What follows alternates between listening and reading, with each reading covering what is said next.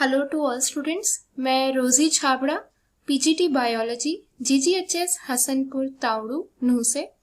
आज हम class 12th में बायोलॉजी में principles of inheritance and variation के बारे में पढ़ेंगे। It is seen that members of a species are largely alike, like rose plants all over the world resemble each other very much, right?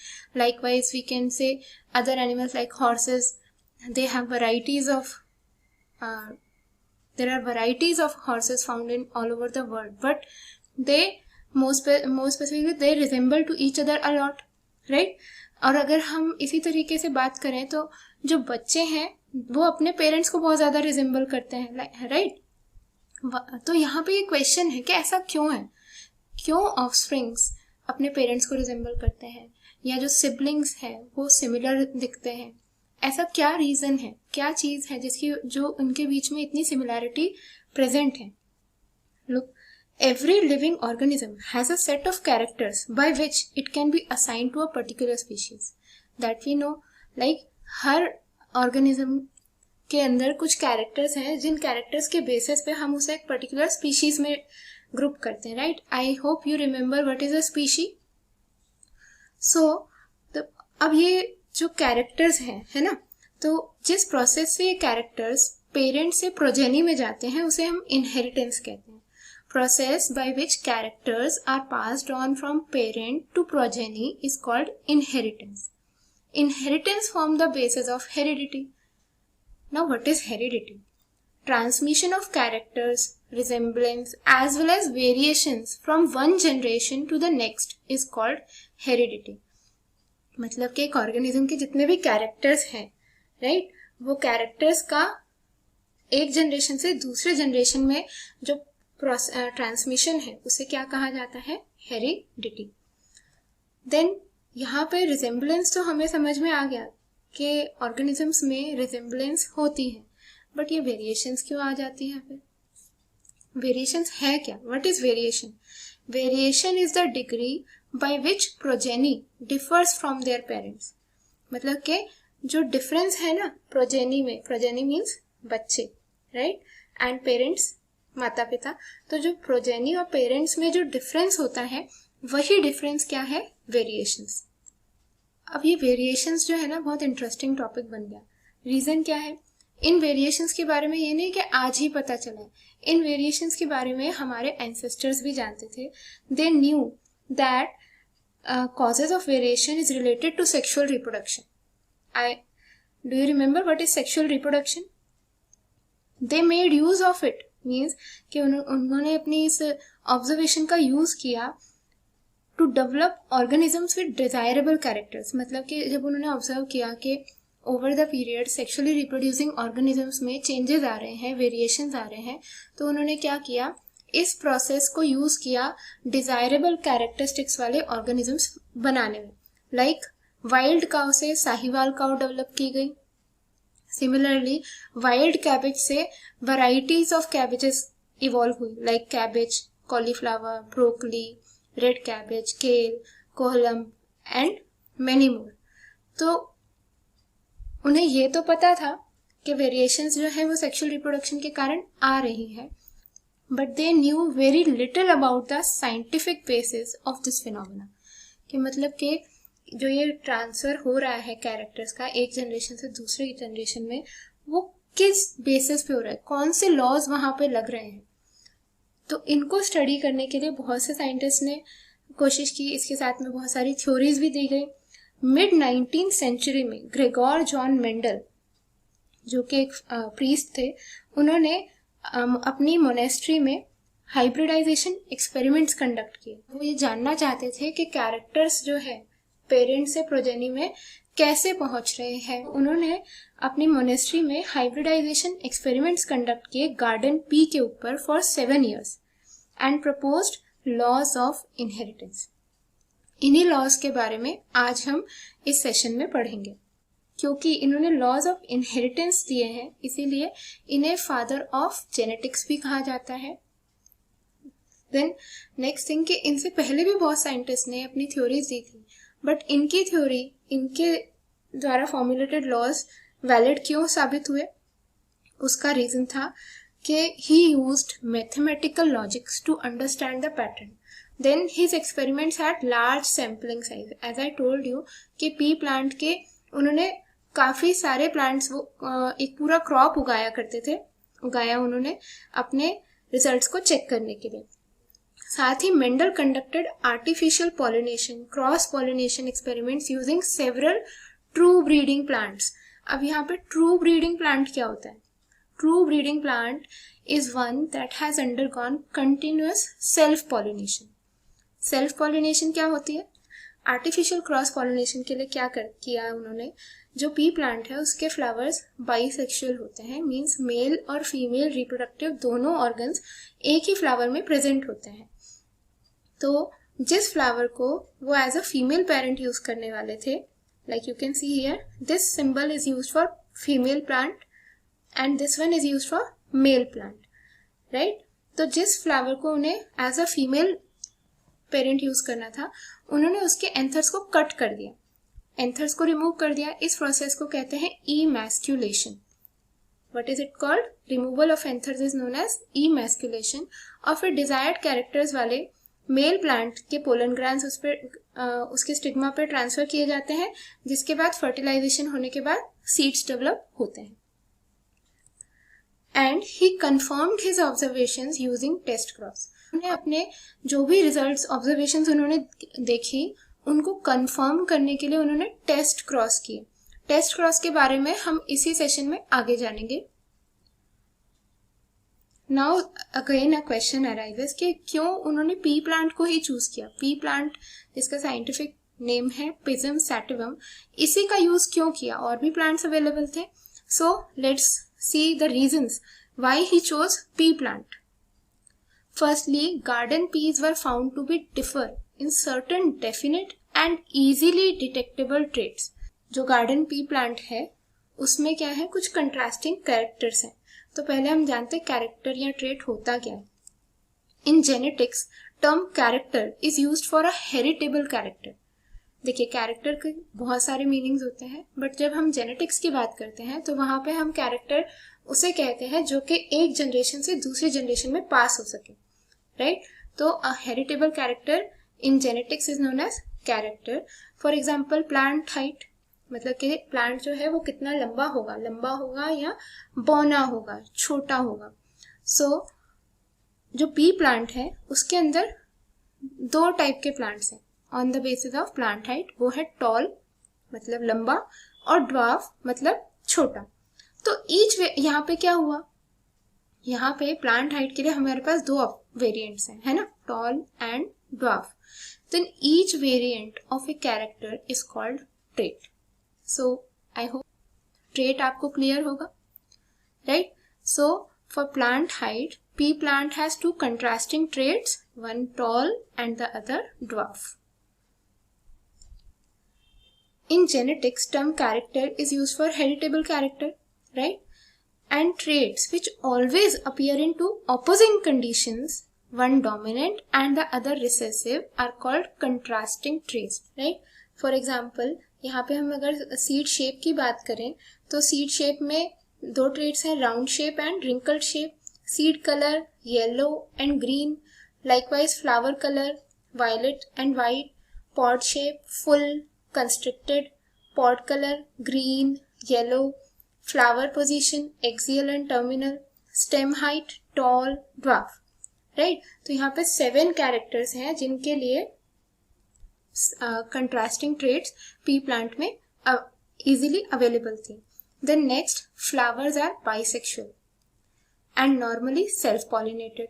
Flowers क्या है? Bisexual. जैसे मैंने आपको बताया कि इसमें पी प्लांट्स के अंदर फ्लावर्स के अंदर मेल और फीमेल रिप्रोडक्टिव सिस्टम्स दोनों ही एक ही फ्लावर में प्रेजेंट होते हैं और सेल्फ पॉलिनेट करते हैं.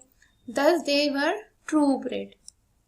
Then artificial cross pollination means hybridization. Artificial cross pollination means कि आपने क्या किया, डिजायर्ड कैरेक्टर्स के मेल और फीमेल प्लांट्स चूज कर लिए और फिर उनका पॉलिनेशन आपने आर्टिफिशियली खुद करवाया, मैन्युअली करवाया गया, तो उसे हम बोलते हैं हाइब्रिडाइजेशन, राइट. क्योंकि जो हमने दो पेरेंट्स लिए हैं वो दो अलग अलग डिजायर्ड ट्रेट्स के पेरेंट्स होंगे. and these could be easily achieved by removing stamens, right, which is known as emasculation. Emasculation क्या था? Removal of anthers from the parent plant.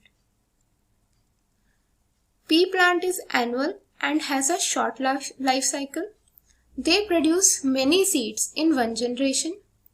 It could be raised, maintained and handled conveniently. So pea plant annual है, life cycle बहुत short है, इसीलिए बहुत जल्दी plant grow करता है, सीड्स बनाता है और उन सीड से आप फिर नेक्स्ट जनरेशन ग्रो कर सकते हैं. Then there are many seeds produced in one generation and it could be raised, maintained and handled conveniently. Pea plants having each of the 7 characters were readily available. So these were some reasons why Gregor John Mendel selected pea plant for his experiments. Inheritance of one gene. Now what is it? इसे समझने से पहले हमें breeding को समझना है. देखिए, cross pollination या आर्टिफिशियल पॉलिनेशन के बारे में मैंने आपको पहले बताया कि मेंडल ने पी प्लांट्स में बाइसेक्सुअल फ्लावर्स थे, राइट. उन्होंने क्या किया, जिन प्लांट्स को वो फीमेल पेरेंट के फॉर्म में यूज़ कर रहे थे उनके फ्लावर्स के एंथर्स को रिमूव कर दिया, मीन्स इमैस्कुलेट कर दिया. दैट इज़ फॉर कि उनका नेचुरली सेल्फ पॉलिनेशन ना हो. And then desired male parent के फ्लावर्स से पोलन ग्रेन्स जो थे वो उस फीमेल फ्लावर तक पहुंचाए, राइट. तो यहाँ पे क्या किया, हमने आर्टिफिशियली 2 फ्लावर्स के बीच में ब्रीडिंग करवाई.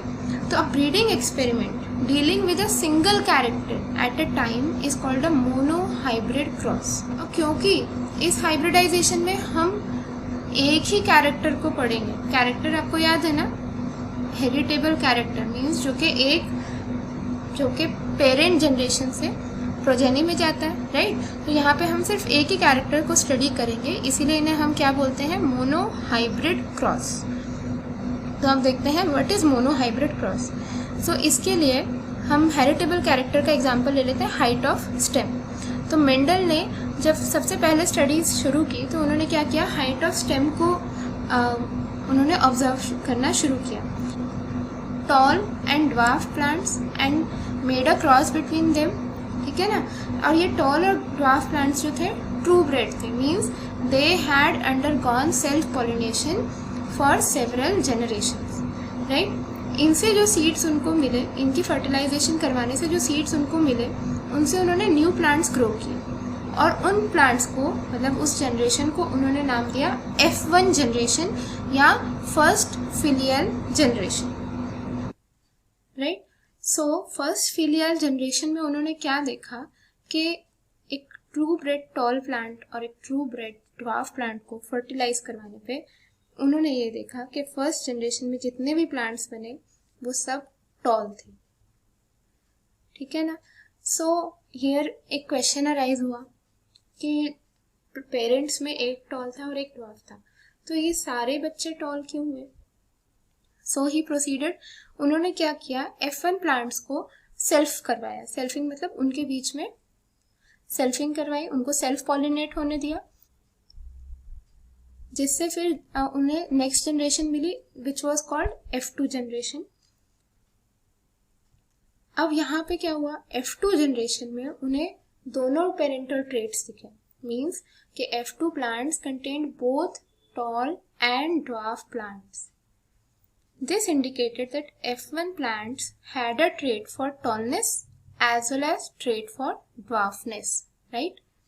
क्योंकि F2 plants में कुछ ज़्यादातर प्लांट्स टॉल थे और कुछ प्लांट्स ड्वार्फ भी थे. इसका मतलब कि F1 जनरेशन के अंदर भी जो टॉलनेस का ट्रेट भी था और ड्वार्फनेस का.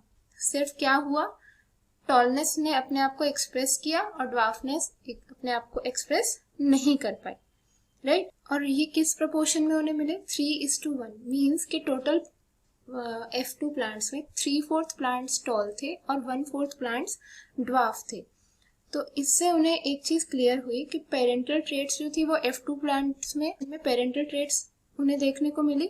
और जो एक और चीज़ उनके सामने आई वो ये कि कंट्रास्टिंग ट्रेट्स ने कोई ब्लेंडिंग शो नहीं की. ब्लेंडिंग इन द सेंस कि कोई भी प्लांट ऐसा नहीं था जो इंटरमीडिएट हाइट का हो. या तो प्लांट्स टॉल थे या ड्वार्फ थे।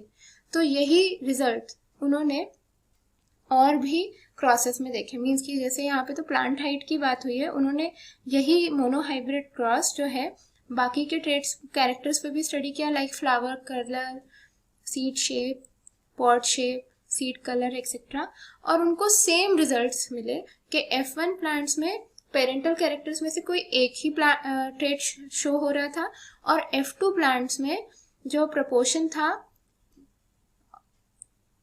प्लांट्स का वो क्या था, 3:1। पेरेंटल ट्रेड्स एक्सप्रेस हो रही थी दोनों, बट किस प्रोपोर्शन में, 3:1। तो इन बेसिस के ऊपर उन्होंने क्या प्रपोज किया, उन्होंने कहा कि जो ये कैरेक्टर्स हैं these are controlled by factors, ठीक है ना।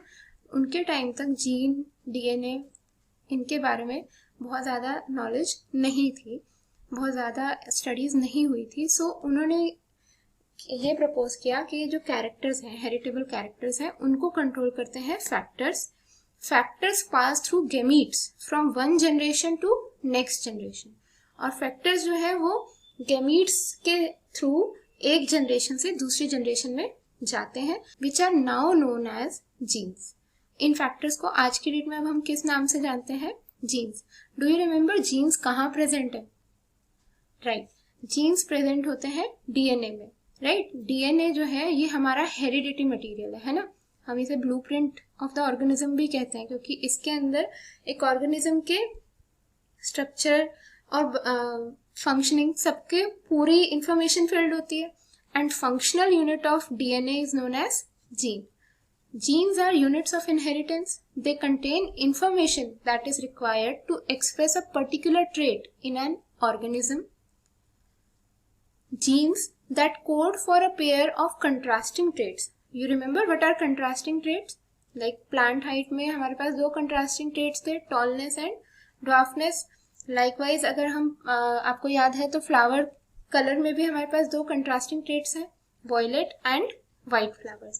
So genes that code for a pair of contrasting traits are known as alleles. Alphabetical symbols are used to represent each gene.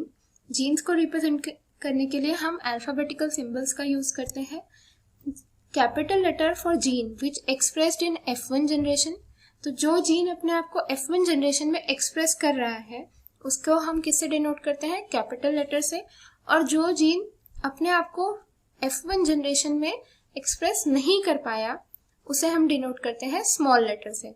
Small letter for the other gene which remains hidden और does not get expressed in the F1 generation. और ये जो jeans है ना ये हमेशा pairs में exist करते हैं, जिन्हें हम क्या बोलते हैं, एलीलिक पेयर्स, राइट। क्यों, क्योंकि जो ये जीन्स है these are located on chromosomes. Chromosomes are made up of DNA and protein, and genes are located on chromosomes, right? And these chromosomes occur in pair. तो हर जीन की हमारे पास क्या है, दो कॉपीज होती हैं, राइट। या आप कह सकते हैं हर जीन के अलीन्स की हमारे पास दो कॉपीज होती है या अलीलिक पेयर होता है। फॉर एग्जाम्पल अगर हम ह्यूमंस का ही केस लें तो जैसे हमें पता है कि ह्यूमंस में 46 क्रोमोसोम्स होते हैं या 23 pairs of chromosomes, right. 23 pairs is equal to 46। Thus every single gene has 2 copies. तो इस तरीके से हर जीन की क्या हो गई, हमारे पास 2 कॉपीज हो गई। अलील्स जो है वो पेयर में प्रेजेंट होता है। अब अगर ये अलील्स जो है मतलब जो अलीलिक पेयर है उसमें दोनों अलील्स सेम है, फॉर एग्जाम्पल कैपिटल टी और small T, then the organism is said to be homozygous for the trait.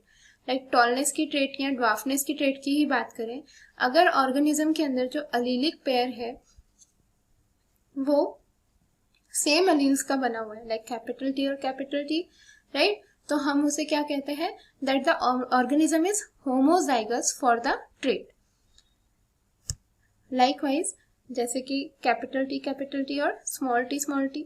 और इसी तरीके से अगर एलिलिक पेयर जो है उसमें दोनों अलील्स जो है वो सेम नहीं है, डिफरेंट है। If the allelic pair is capital T and small T, that is both are not same, then it is called heterozygous for the trait, मतलब कि अगर ऑर्गेनिज्म के अंदर एक अलीलिक पेयर में दोनों अलील्स डिफरेंट हैं, एक अलील टॉलनेस का और एक ड्वार्फनेस का, तो हम क्या कहते हैं, that the organism is heterozygous for the trait.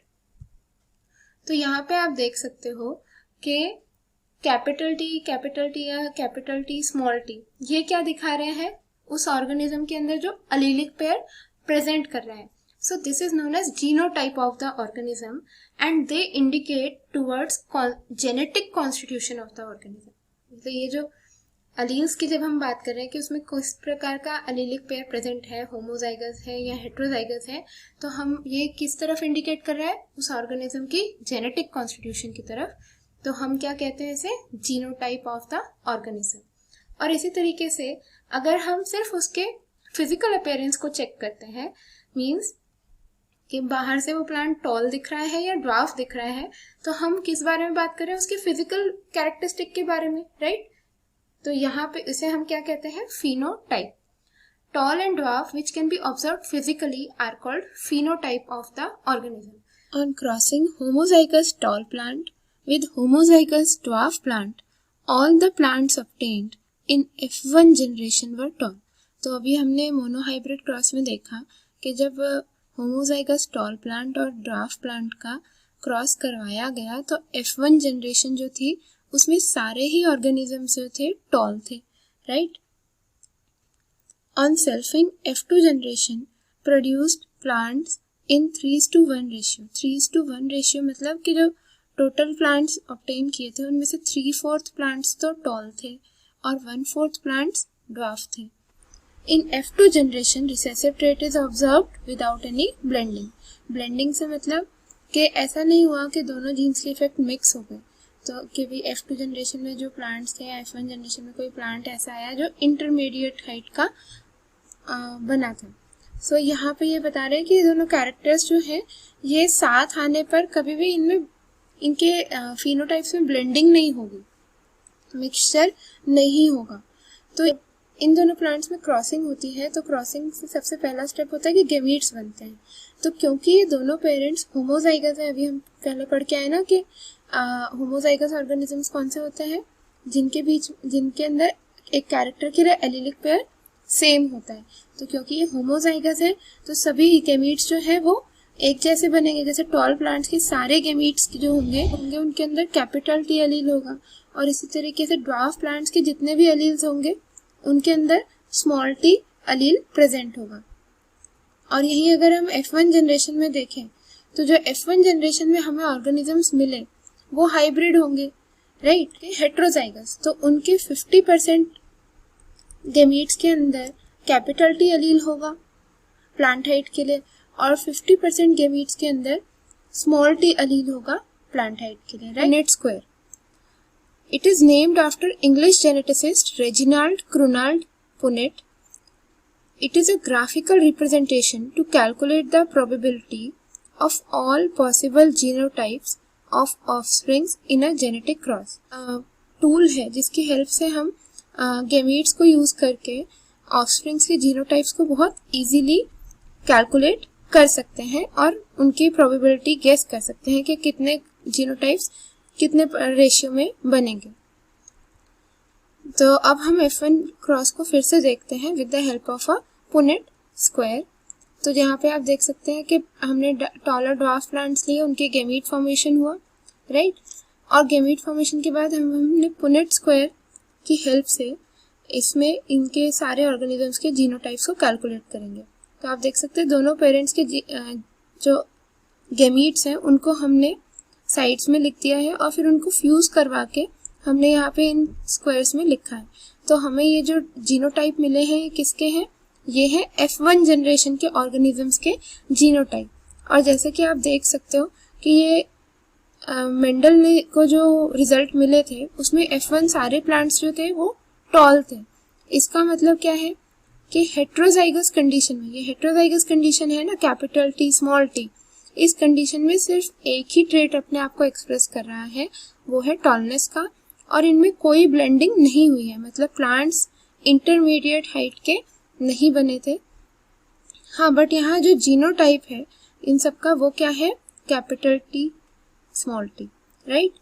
फिर यहीं पे F1 प्लांट्स को सेल्फिंग करवाने पे क्या हुआ, क्योंकि अब वो हेट्रोजाइगस थे तो जो उनके गैमीट्स बने वो क्या थे, 50% with capital T and 50% with small T. मतलब कि 50% गैमीट्स में टॉल का जीन था, टॉल प्लांट का, और 50% में स्मॉल प्लांट का या ड्वार्फ प्लांट का जीन था। तो इनका अगर हम पुनेट स्क्वायर से प्रोबेबिलिटी कैलकुलेट करते हैं तो हमें 3/4 प्लांट्स टॉल थे और 1/4 प्लांट ड्वार्फ थे। बट अगर आप इस स्क्वायर को बहुत अच्छे से देखोगे तो आप देखोगे कि यहाँ पे हमें 3 टाइप्स ऑफ जीनोटाइप मिले। कौन कौन से, एक तो हमारे parental genotypes capital T and small T, right. और दूसरा हमारा F1 जनरेशन का genotype capital T small T. इससे उन्होंने ये इन्फ्रेंस ड्रॉ किया कि इससे क्या इन्फ्रेंस मिलता है हमें, इससे ये पता चलता है कि जो F2 जनरेशन थी उसके अंदर जो दोनों ट्रेट्स ने अपने आप को एक्सप्रेस किया, राइट, टॉलनेस ने भी और ड्वार्फनेस ने भी। और हमें ऑर्गेनिजम्स 3 टाइप के मिले, एक होमोजाइगस टॉल, हेट्रोजाइगस टॉल और होमोजाइगस ड्वार्फ। तो यहाँ से हमें पता चलता है, बिल्कुल कंफर्म हो जाता है कि हेट्रोजाइगस कंडीशन में सिर्फ टॉलनेस के अलील ने या जीन ने अपने आप को एक्सप्रेस किया, और जो स्मॉल टी था वो अपने आप को, या आप कह लीजिए ड्वार्फनेस अपने आप को कब एक्सप्रेस कर पाई, जब वो होमोजाइगस कंडीशन में थे। बट मेंडल के सामने ये प्रॉब्लम थी कि वो ये कैसे डिटरमाइन करते कि ये जो ऑर्गेनिज्म उन्हें मिले हैं ये होमोजाइगस है अपने ट्रेट के लिए या हेट्रोजाइगस है।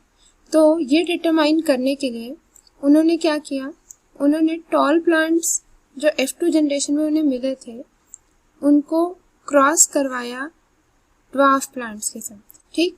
It is called a test cross. In a test cross an organism showing a dominant phenotype. Dominant phenotype मतलब जिसका एक तो हमें फिनोटाइप चेक करना है और दूसरा जिसने F1 जनरेशन में अपने आप को एक्सप्रेस किया था, is crossed with the recessive parent instead of self crossing. उसे किससे क्रॉस कर देते हैं, रिसेसिव पेरेंट। रिसेसिव पेरेंट कौन सा होता है, जो F1 जनरेशन में अपने आप को एक्सप्रेस नहीं कर पाया था। सेल्फ क्रॉसिंग करवाने के बजाय हम डोमिनेंट पेरेंट को या डोमिनेंट ऑर्गेनिज्म को रिसेसिव पेरेंट के साथ क्रॉस करवाते हैं। तो यहाँ पे हमारे पास 2 पॉसिबिलिटीज बनती हैं। पहला तो कि मान लीजिए हमने टॉल प्लांट लिया, उसे ड्वार्फ प्लांट से क्रॉस करवाया और 100% प्लांट्स जो थे वो, मतलब जो प्रोजेनी आई उसमें सारे प्लांट्स टॉल थे।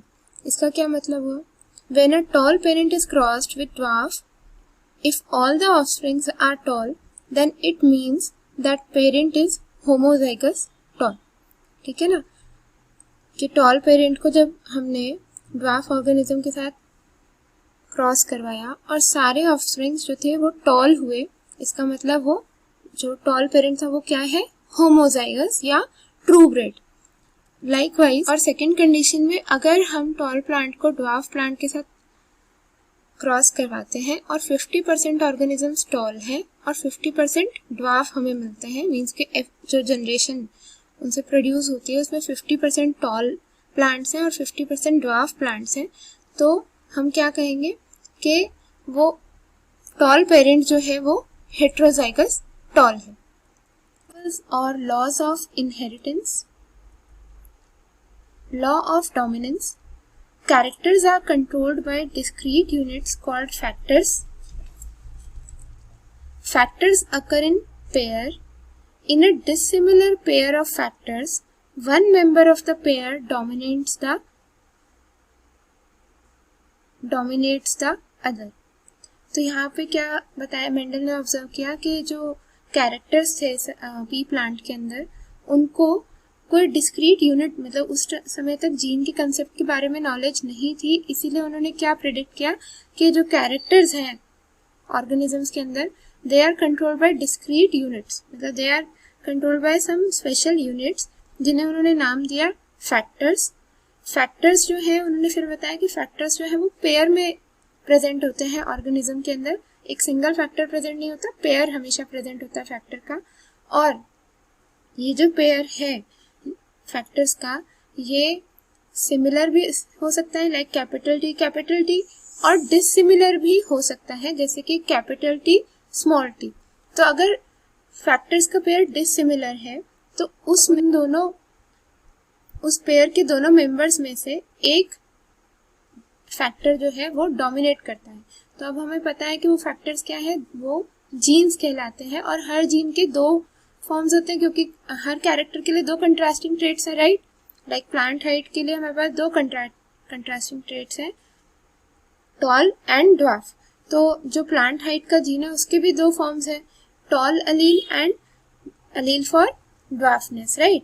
तो जब ये दोनों एक पेयर में इकट्ठे आते हैं, मींस के capital T small T condition, heterozygous condition, तब टॉलनेस का जीन अपने आप को एक्सप्रेस करता है ना।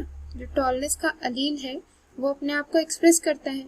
तो हम क्या कहते हैं कि हेटेरोजाइगस कंडीशन में, तो ये लॉ क्या कहता है, लॉ ऑफ